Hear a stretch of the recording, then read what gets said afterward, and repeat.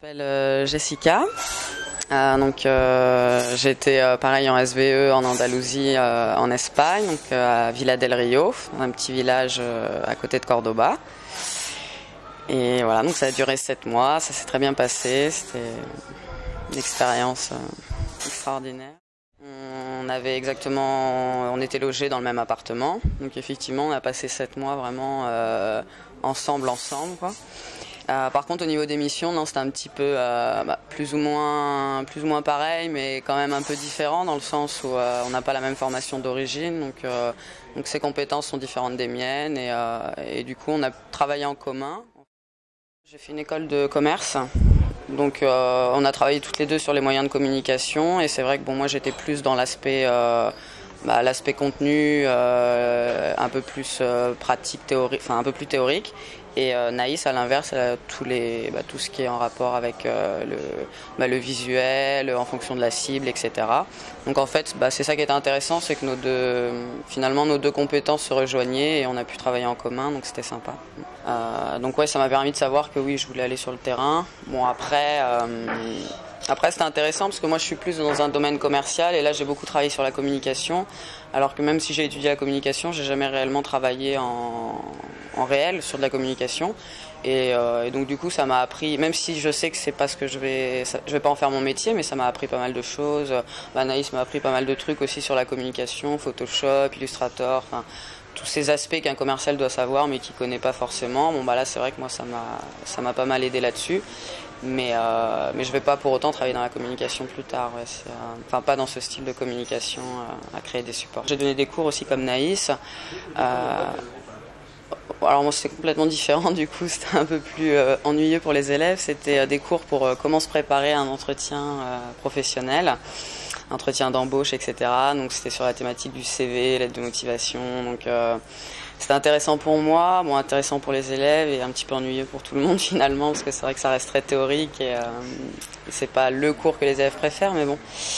Mais c'est vrai que j'aime bien donner des cours et je pense que je pense que par la suite, je me tournerai bien vers un métier de formateur dans mon métier de commercial, mais formateur commercial, j'aimerais bien. J'ai un entretien dans une semaine pour être chef de secteur, donc je croise les doigts et j'espère que ça va bien se passer. Mais non, c'est pour travailler sur Toulouse.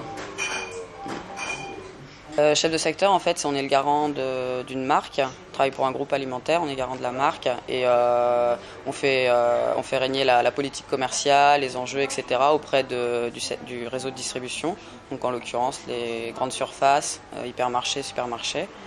Donc le rôle d'un chef de secteur, c'est de visiter son réseau et de faire appliquer la politique commerciale de sa boîte, de faire implanter ses produits, etc. quoi. Idéalement, si j'avais pu, je serais reparti en Espagne. Je cherche là à partir en Espagne pour travailler, mais je pense que non, la vie fait que je vais rester un petit peu en France et trouver un travail en France et plus tard, dans 2-3 ans, essayer de vraiment accrocher un vrai poste en Espagne ou en Amérique latine ou dans un pays hispanophone. J'ai beaucoup aimé la mentalité de l'Espagne et c'est sûr que je pense que je me sentirais mieux à vivre en Espagne qu'ici. Après la France c'est mon pays, j'adore aussi la France, donc je sais que je m'y trouverais très bien ici, il n'y a pas de souci, mais c'est sûr que non, je préfère de loin la mentalité espagnole et l'ambiance et l'architecture, tout le côté un peu culturel qu'il y a là-bas. Et je pense que c'est ça aussi le SVE, ça permet de connaître, d'élargir son réseau, de connaître pas mal de gens. Et même si on veut retourner en Espagne après, je suis sûre qu'il y a toujours des personnes qu'on a rencontrées sur place à qui on peut encore aujourd'hui demander un appui, un soutien. Ça oui, il faut en profiter, c'est sûr, quand on a la chance de l'avoir.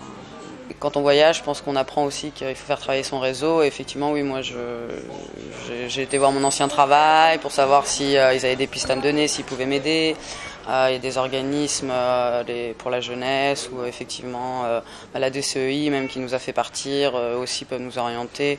Ouais, je vais essayer de m'appuyer sur des gens. Effectivement, on n'est pas seul et seul on s'en sort pas, donc autant demander à des gens, c'est sûr.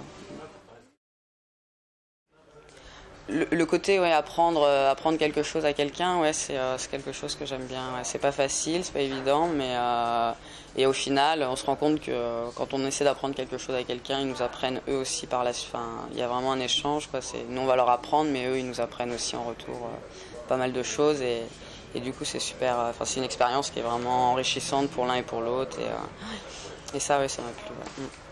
On va pas dire qu'on est bilingue, mais on va dire qu'on parle un bon espagnol avec un accent andalou français. Donc ça peut rendre bizarre pour des gens qui habitent à Madrid par exemple, mais dans notre village, non, on arrivait bien à se faire comprendre et on n'avait aucun problème.